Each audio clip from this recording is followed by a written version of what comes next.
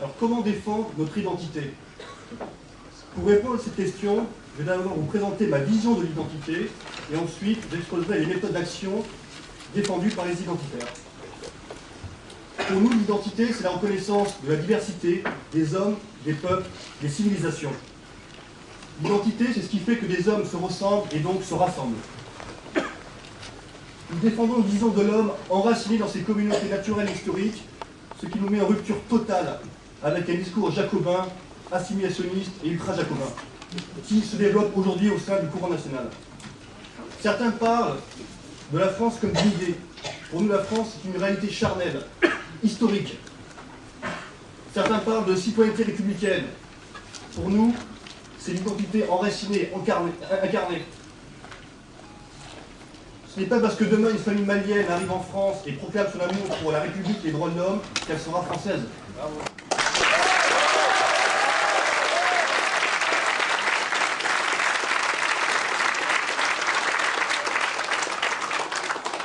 Ce n'est pas parce que la France artificielle aujourd'hui déclare que cette famille malienne peut devenir française qu'elle en sera autant, pour autant, bretonne, occitane et encore moins européenne. Aujourd'hui, au sein du courant national, on entend un discours qui défend l'idée selon laquelle il faut défendre un islam de France. Il faut considérer les arabo-musulmans présents sur notre sol comme des Français à part entière. Pourquoi pas un nazisme de France alors? Et surtout qu'il faut devenir le porte-parole du peuple français dans sa diversité ethnique et religieuse. Alors faut-il parler de démission, de trahison? Oui.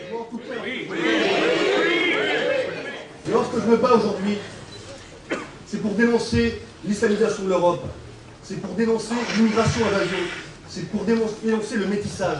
Bravo!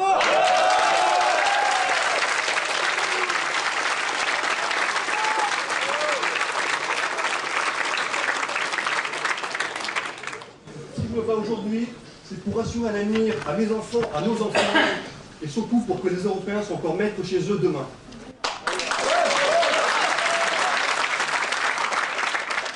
Alors dès le début, les identitaires ont voulu rompre avec certains comportements propres au courant national, et notamment la logique du tout électoral. Pour nous, il existe une vie avant, pendant et après les élections. Et la logique du tout électoral, nous avons toujours opposé la logique de l'enracinement local, qui passe notamment par le travail dans le domaine associatif. Les militants de gauche le savent depuis des années. Ils savent très bien que toute association peut devenir un véritable relais d'opinion. C'est la raison pour laquelle nous avons demandé à nos militants d'investir massivement ce terrain. Alors, plusieurs exemples. La Mayoune, la maison en niçois, une maison de quartier qui a été lancée voici 3 ans sur Nice, qui propose des séances de ciné-club, de la formation, des conférences, qui fait office de bar associatif, de ciné-club, et également de cybercafé. C'est un lieu ouvert à l'extérieur et qui a créé maintenant des liens charnels avec les gens du quartier. Autre exemple, les structures qui diffusent la soupe identitaire. On peut parler de Solidarité à Nice, Solidarité alsacienne en Alsace, SDF à Paris. On investit aussi le terrain musical alternative qui cherche à promouvoir des groupes de musique enracinés. On peut aussi évoquer le CEPE, le comité d'entraide aux prisonniers européens, qui soutient les militants poursuivis par la justice, mais également les patriotes incarcérés comme Michel Avar. Et puis on peut aussi évoquer Solidarité Kosovo, une structure qui depuis 3 ans maintenant part à Mitrovica pour déposer des jouets et des vêtements aux enfants de Mitrovica victimes du péril islamique. Alors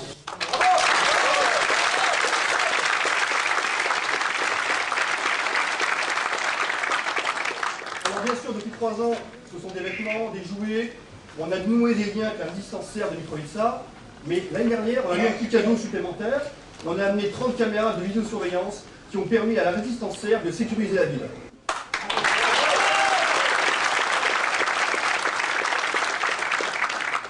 Autre axe, l'action métapolitique, et notamment via Internet. Jamais auparavant, un média nous avait permis de toucher un public potentiel de plusieurs millions de personnes. Et si l'on maîtrise aujourd'hui Internet, le réseau Internet, on peut vraiment devenir un contre-pouvoir. Premier exemple, l'Europresse. Pour info, une agence de presse créée voici 2 ans, 25 antennes dans le monde entier, 60 bénévoles, 200 000 visiteurs par mois sur le site. Et surtout, maintenant la possibilité de rivaliser avec les grands médias. Lorsque vous cherchez dans Google, un moteur de recherche, vous cherchez des articles d'actualité, souvent les articles de l'Europresse sont devant Libération et Le Monde.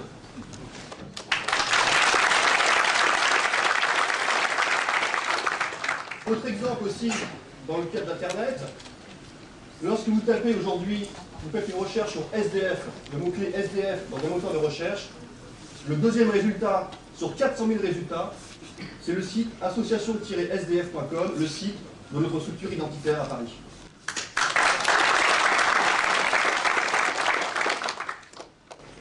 Et puis, autre axe important pour nous, c'est le lobbying. C'est sûr que nous avons attaqué ceux qui insultent l'Europe, les Français, les Blancs.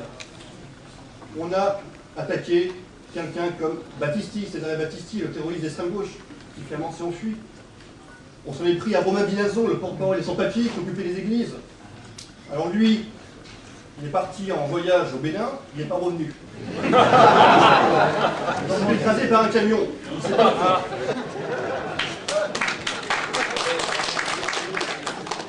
Autre exemple, Sniper, le groupe de rap anti-blanc, anti-français qui voulait niquer la France.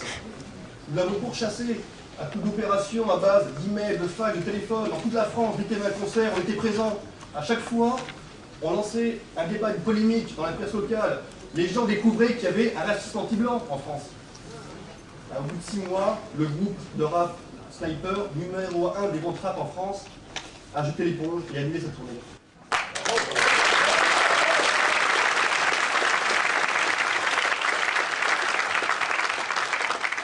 Encore récemment, il y avait une grande tournée de rap proteste qui faisait le tour de la France, le Tour de France.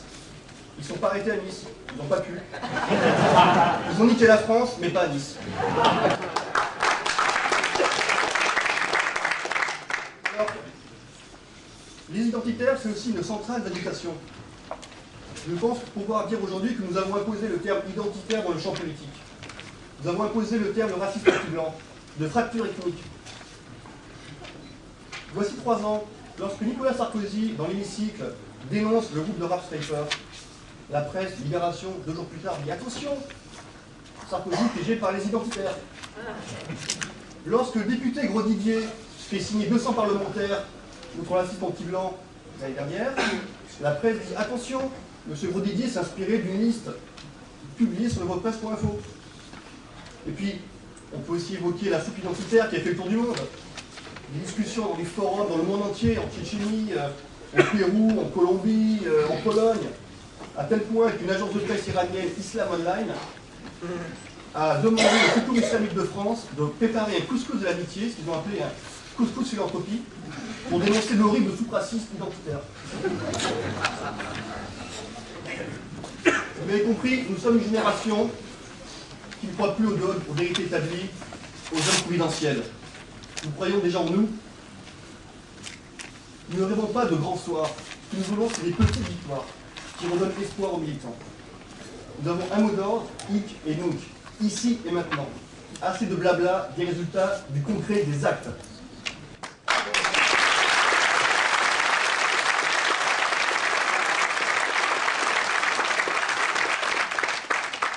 Et pour finir, dans le cadre de la réorganisation du courant national identitaire, je vous invite à venir nous rejoindre les 10 et 11 novembre en Bourgogne pour la convention identitaire. Il y aura beaucoup de délégations d'Europe, notamment le Blas Belling à Leganor, et aussi beaucoup de représentants du courant national. Donc rendez-vous en Bourgogne.